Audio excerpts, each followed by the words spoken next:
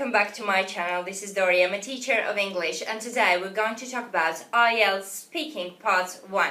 Okay, so in part 1 they're going to ask you personal questions. The questions are going to be quite simple, but that doesn't mean that you should answer in a yes or no manner. No, always try to develop your questions a little bit more. Not endlessly, just a little bit more and to the point. For example, if they ask you where are you from, your answer could be I come from Italy. Okay, this could be an answer. However, we do not want that. Ideally, you should be a little bit more descriptive. For example, you could say I come from a small town located in central Italy called Macerata. So, can you see the difference? Both answers answer to the question, right? However, the second one is a little bit more descriptive. So this is what you aim for. Try to answer by giving more information, all right?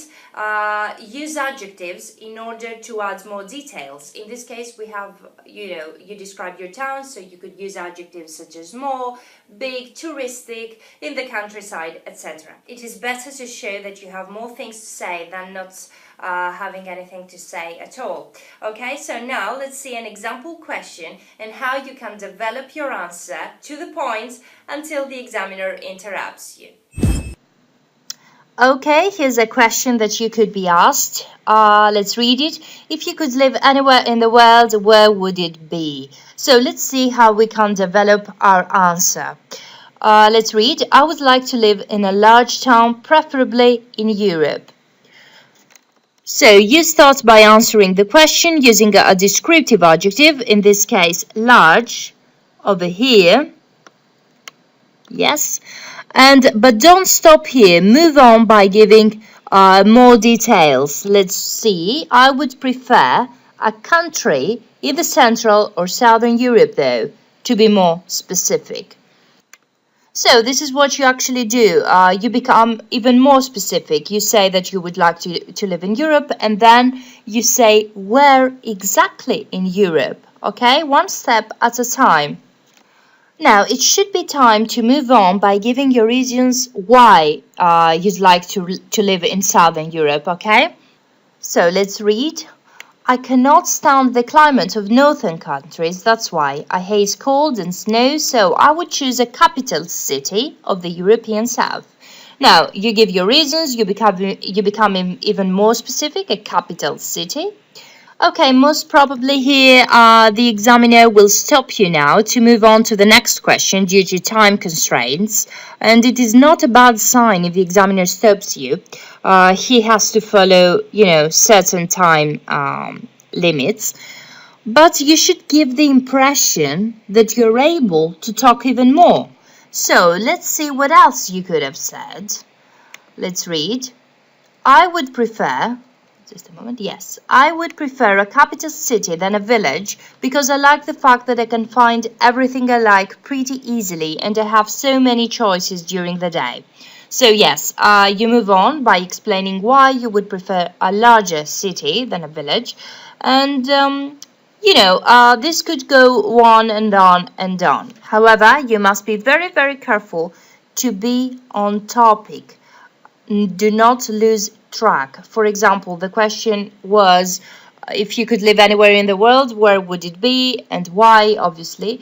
So you talk about that. Don't end up talking about that you would like to travel to a space country or something like that, okay? So always be on topic, give your reasons, develop your answers, elaborate a little bit on the reasons, and that's it. You will do fine. The examiner will stop you and move on to the next question. So, in part 1, you know more or less what they're going to ask you in terms of questions. They're going to ask you about your hometown, your studies, your work, traveling, your interests, hobbies, family and friends, etc. However, please do not memorize answers. Examiners can definitely understand that easily, and this will count against you. So the best thing you can do is to practice by answering many questions, as many questions as you can, and you will get better. So let's recap. Number 1. Do not answer with a simple yes or no or with one word. Number 2, develop your answers as much as you can to the point by adding details. And number 3, be prepared and ready to talk about certain topics. For example, your hometown, your country, your birthplace, family and friends, your hobbies, your interests, your work, your job, your ideal job that you have in your mind, traveling, etc., etc., etc. The list is endless, but the questions are more or less the same, and they're going to be personal, so you know more or less what to answer. If you want example questions to practice for your IELTS speaking part 1, you can download my free ebook on my website at this link over here. And also I have added a few model answers that they may help you. Thank you for watching. Good luck with your exam. Okay, that's it for today. Thank you very much for watching. I hope it helps. If this is your first time here, I would like to see you subscribe for more videos related to English. If you have any questions or comments, you can ask me here or on Facebook, Twitter, Google+, and of course my website. All links are down below. Thank you very much for watching again. Take care. Bye-bye.